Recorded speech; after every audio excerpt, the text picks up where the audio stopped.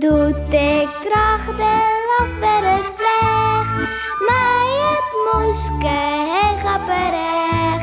Wist ik even net wat ik zeg, de roen een beer op skiermoen zeg.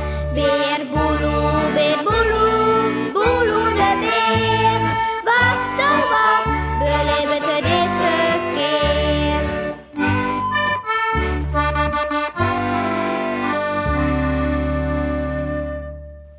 Vogeltjes. Het is winter. En in de winter hebben de vogels het gouden zwier. Dan is het soms dreig voor haar om eten te vinden. Wilst het wel heel koud is. Beer Boeloe had een vogelplankje in de tuin. Daar docht er dingen op die het vogels graag maaien. Apenuten en vetbal en balenbegeliks en struisiert of zo ze wat. Zeg maar hoe volle vogels er is in tuin omskarrelje. Ja, ik zeg het. Het is een aardigheid. Zaait er, als er van het ruut stiert en een boeten zucht. Miauw, correct. Het is een aardigheid.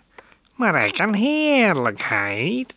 Zulke mooie, lieve en lekkere beestjes had dat binnen. Miauw.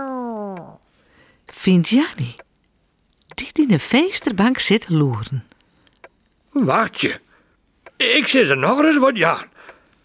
Rusjen, wat leidt er nog in de keuken?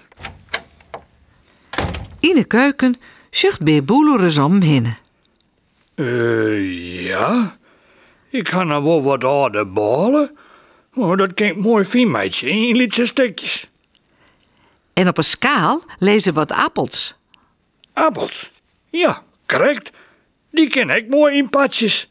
Oh, de klisters ben er gek op. En de protters. Even later stiet er al maar een sjaal om boeten in de kelt.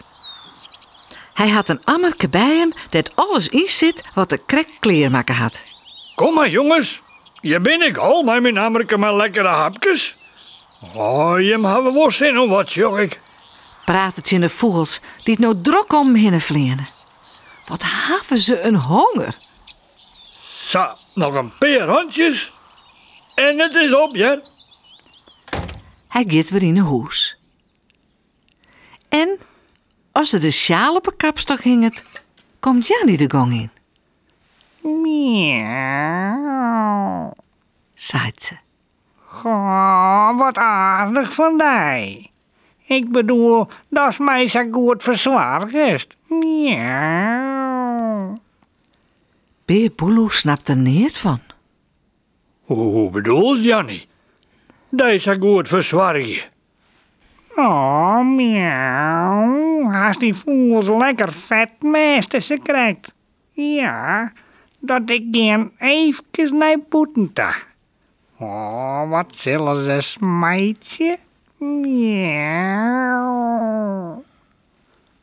Hé? Nou.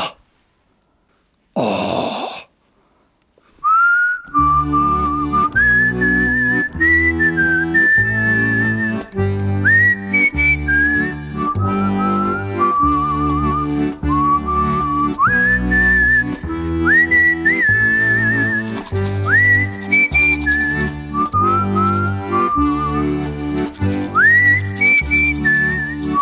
En voorast lekker sliepen.